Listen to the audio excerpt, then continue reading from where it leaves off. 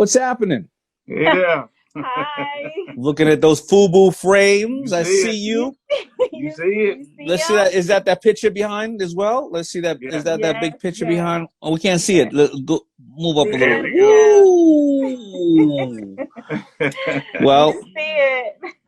thank you for being aboard. Let me fix this because when you bring somebody else on. Thank you for having us.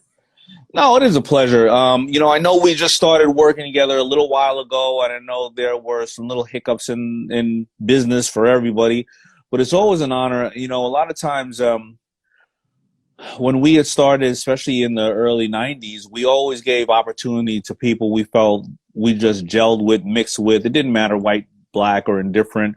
There are many retail stores that were small little places in the hood, could be owned by anybody of any color, but we didn't give it to the big stores. We gave it to the small stores, as well as, of course, people who, you know, reflect our customer and everybody, hip, you know, young group of people who were like, listen, we want to rock out. And when we had opportunities at the bigger places, we just rather work with the more people that we felt like we could talk to. It wasn't a big corporate structure, and it was somebody who had a passion for it. So we really, really appreciate you wanting to work with us for FUBU Frames. And we're really, really happy about working with you. And I saw some good stuff was happening. Where's FUBU Frames at these days? Because I just saw some. It was on my Instagram. I took a snapshot. I was going to post it up, but I kind of balanced in between so many different things. I don't want people thinking my you know, my social media is purely to promote. You know what I mean? Just Right. that stuff, because people want to get empowered. Then all of a sudden, they're like, all right, I get it. FUBU Frames. So yeah, so tell us what's going on. So yes, FUBU Frames is, well, you know, we landed in Solstice sunglasses, which is a major retailer and player in the optical industry. They have 100 stores across the U.S. And so right out the gate, we were able to launch and roll into quite a few of their stores across the U.S. And so well, I'm looking at some of the press you have. Yeah. Look at that press right there. Yeah, I see that magazine cover with that. We made the cover for Black History Month. Envision magazine is one of the largest optical magazines, and that was definitely an honor. They, you know what, they wanted to not only focus and highlight a Black-owned, you know, company or brand, but more so the company. They loved our story, and you know, they wanted to have a vendor that, you know, had African-American owned CEOs and owners, you know, as well as the brand. So that was amazing for us. And then we have a lot of, you know, 3Os, a lot of the independent, like you say, the smaller boutiques as well. You know, it's really, really funny. Like you said, your intro about us, that you kind of like touched on everything, spoke on it, but being in the industry for so long, you know, I think what has been amazing to see is how people have been contacting each other. You know, when I used to work for all of those other brands, like you said, like Givenchy and so forth, as an account executive, you would not see the accounts that you were selling your product into call the neighbor down the street, another one of their competitors, so to speak, and say, hey, the rep is here in town and you got to see this collection. You got to bring it in, because usually they want to have that brand to themselves. They don't want the person down the street to have that brand, you know. But with us, with since launching FUBU Frames, I mean, people have been calling, listen, you have to bring this brand in. You have to see this. You have to carry this brand. And that's what's really, really been amazing, the support from the industry, you know. You know, I believe it's the story, though, right? A lot of people here may be watching, and if they only look at it at surface level, they may say, wow, with all the things going on in the world, or the fact that fashion recycles every 20 years, it's FUBU Frames, of course, right? And it's a globally recognized brand, and but a lot of people don't realize if they're looking at a surface level as that, but I think what else they're looking at is you, right? Because it's you behind it, and they understand, you know, that you're a small business, you're dedicated, you're also experts and have had a history there. And that's why they pick up the phone to call somebody else. There's one thing to sell to somebody, and that's great.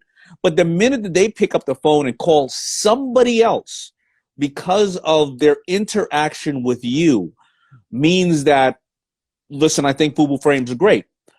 But you may find, and of course your business is going to have various different licenses and or create your own, but I think anything that you touch, whether it's somebody who's coming up new or everything else, they're going to believe in you and say, if they're rocking with it, I need to look at this. You know what I mean? And I think that is what it leads people to success, no matter whether they're working at a company or they're, running their own. Oh, absolutely. Absolutely. And I'd like to add to that. But for you guys to give us that opportunity was what catapulted us to that next level as well. Because I appreciate that. We have been doing what we've been doing, but you, Keith, Carl, Jay, we came up to New York and we presented our brand, but it was our story that we talked about, like you're just saying, to go back to what you were saying, our story, husband and wife, duo, working in this business. Tiffany's been in this business for over 20 years. I married into the business, but when we presented to you guys in New York, we were like, so if you are going to choose us, and right then and there, you guys actually said, no, you got the license. Yeah. It's just about being real. I think that's the only thing. And by the way, I must have a new follower here. His name is Hit Zone Musica, who said Daymond dyes his hair. He doesn't know me. He doesn't know how real I am. Look at all that shit. Yeah, he don't know. I mean, come on. It's about keeping it real out here. You know what I'm saying? My people know me, and that's exactly the point, right? It's about keeping it real. There was no, well, let's overlook this and let's go back and, oh my God, look, you need to have all this in place. I mean, there were obviously things that we could vet, as we would say it, but there's no need for that. If you see good people, you see good people. And just like your gut will tell you often when there's something that looks beautiful on paper and, it's not right, just don't do it. Right. It also works the other way. Somehow these are beautiful people. Somehow these people are going to get it done. And if they don't get it done, you know what? We tried collectively to get it done, and it's okay. We'll be around to fight another day. Right. But that being said, we definitely thank you guys. Because, thank you so much. It's like in sports, that coach giving you the ball, when the game is on the line. We feel like that's what you guys did, and we don't want to let you guys down. We won't let anybody down, and we created. Well, you won't. Let me ask you something. How is it working as a couple in the business? When you get home, do you shut it off, or is it, what, we starting right now and it's all hands on deck, boo? Do you have kids? Yes, we do. So he gave me grandkids. I have 2. He has 2. So we have 4 together. Our daughter is the face of FUBU. That's, That's Taylor. Right. That's right. Beautiful. That's my 21-year-old. She's in her 3rd year at Clark, and then we have a 16-year-old son, and then we have by marriage we have Candace and Adrian. So beautiful. Setting examples. Are they are the kids also want to follow entrepreneurship? Do they want to work in a business? Do they not? I mean, because every kid is different. Every kid is different. Yeah. Every kid is different. So our daughter Taylor, she's actually studying law.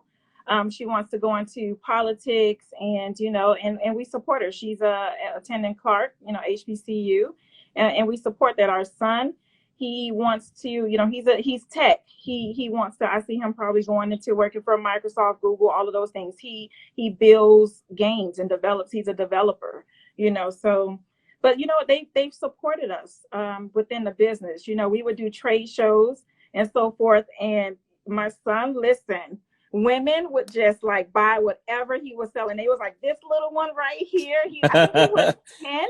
But he's really small for his age. So when he was 10, he looked like he was 6. But the women, they were, it's so funny how kids are listening, to you when you're on the phone or speaking about your business. So you're not really paying attention at how much they listen. But I remember one time we were at a trade show and we were busy handling customers, and our son is in the booth. And someone walked up, a young lady walked up, and because we were both busy attending other customers, my son jumped up and he went to go, hey, how are you doing? How can I help you? And, and we looked, and then, the young lady was like, yes, I'm interested. Tell me about your company. Tell me about your brand or what you're selling. And he started going in and talking about the materials. Oh, yes. So our frames are made in Italy. And he was talking about the acetates and the materials. And we both were like, what is happening here? We were just not aware that they listen and pay attention. Well, we all listen. You know what? All of us who have children, I'm going back through it again. My daughter's 4. They're listening to everything we're saying, and sometimes we can actually think about it and use it in a positive way, like you're saying. Allow them to pitch themselves, right? Because I remember the teacher last year said, "Listen here, you know, we were like, well, how do we know if you're, we were saying in our mind, how do we know if the teachers are doing the right thing, which they always are, right? We hope, right? But the teacher was like this. Let me tell you something. Whatever they tell you about me, it's what I'm doing. Because if not, then I ain't gonna listen to what they telling me about you. Right? Because they listen to so many things. So how do you get them to, how do you consciously say, let's do pitches, and that's what I love about Shark Tank.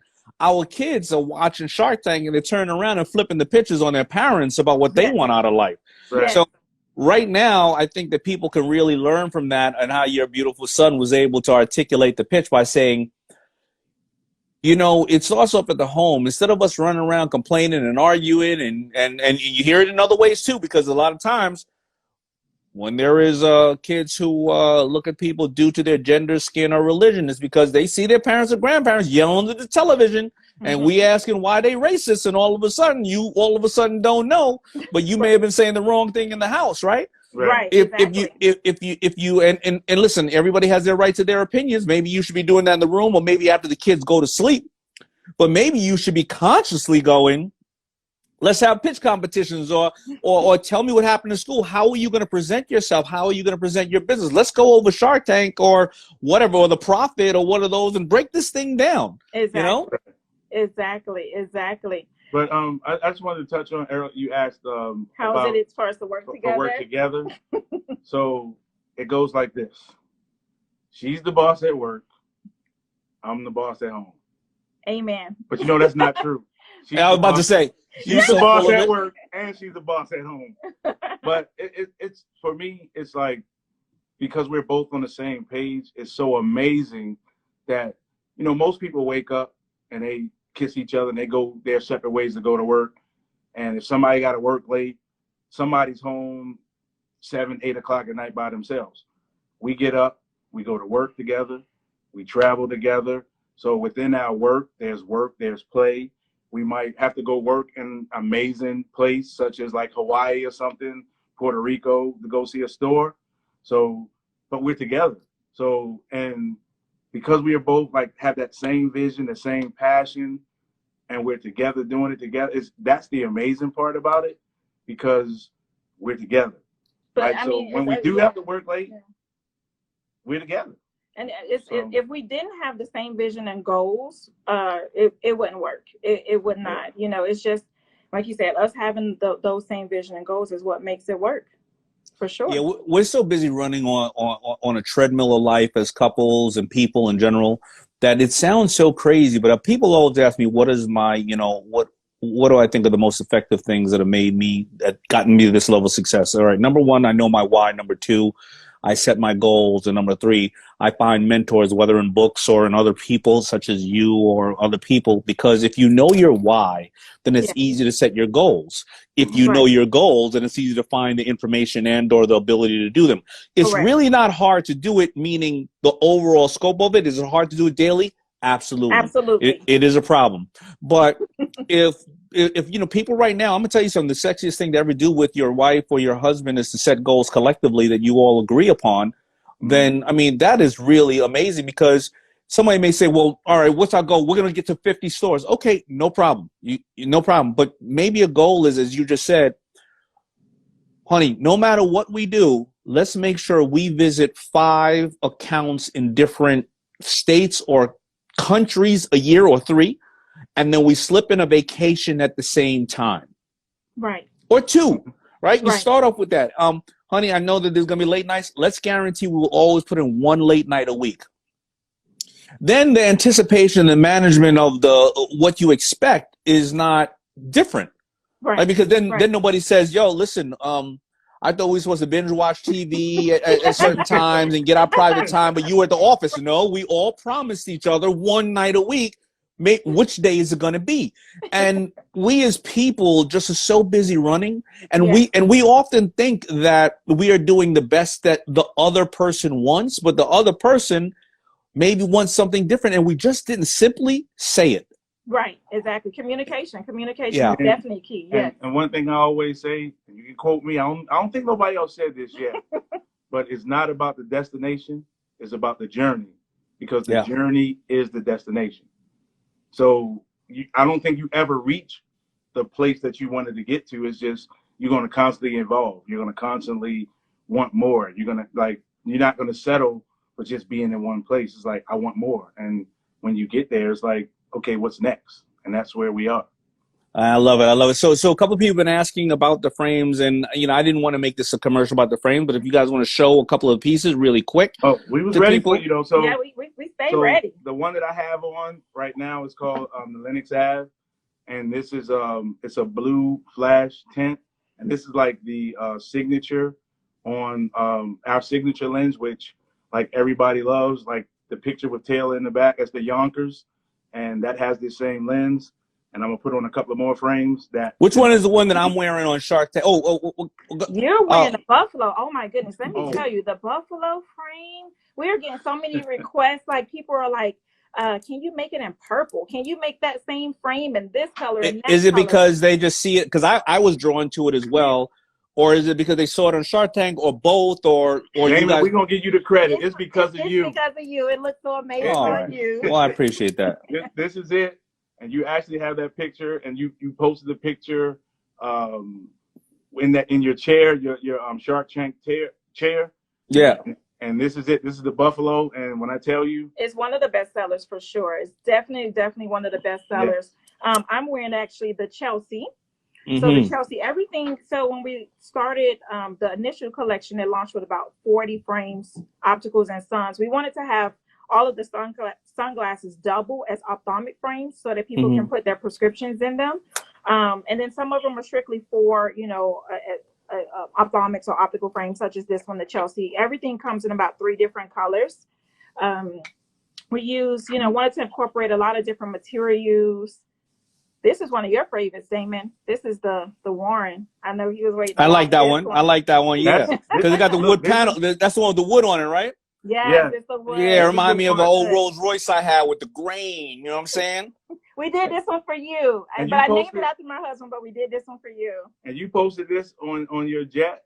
And so everybody, when they put this frame on, it makes them feel like no matter where they are, they in that private jet. There you go. There you go. Let me see. Did you ever meet Simone? Yes. We like you have? Yes. She popped up here to my office. Come in here one second. Yes, we haven't seen her due to COVID. We haven't seen you guys. Well, I want to. Simone started off she started off with me as junior designer. Has been my head designer for 25 years. Wow. She's going back off and on the industry. But while we're talking Black History Month, come on, Simone. I know. Come on, Simone. Huh? You're not camera ready? It's all right. It's all right. Remember Tiffany and Warren from the Eyewear? Yes, of course. Hi, guys. Hi. How's it going in ATL? Amazing. Going great. Great. So good to see you. I can't wait. Listen, I just told Daymond I'm so not camera ready. This is terrible. You're beautiful. Beautiful as always, Tiff. What's going on? Thank you. We're so excited to be speaking with you guys. The response to the collection has been so amazing. So in a pandemic, it's just such a blessing, the support. Yeah, of course. But you guys have amazing product, though. That's the thing. The product really speaks for itself. And you guys have done such incredible work. Thank you. Thank you so much. You're welcome. Well, I just dragged her away from the desk. Yeah. Take care, guys. Thank you. See you soon. All right. Yeah, I just dragged Simone away from the desk. She happened to come up and visit, and she just was up here. But you know what? I think as we talk about Black History Month, there's a lot of people like you and like Simone that are not in the public light, that are the creators and the operators of brands. And I love the fact that Simone started with me She was really young. She still looks young, but she's been with me 20, 25 years. She's moved back in and out of the industry to other places and always came back. So it's just always an honor to highlight the people that make us look so good. And a lot of the people just don't know who was behind that. And I just want people right now who are watching to, if you are one of those people that are you know, behind the scenes, the person like me has 20, 30, 40, 100 people that allow me to look so damn good. Yeah, I mean, and that's our story. I was behind the brand, behind so many brands for so many years. Yeah, absolutely. Well, anything you want to share with anybody? So I know I interrupted you. You had a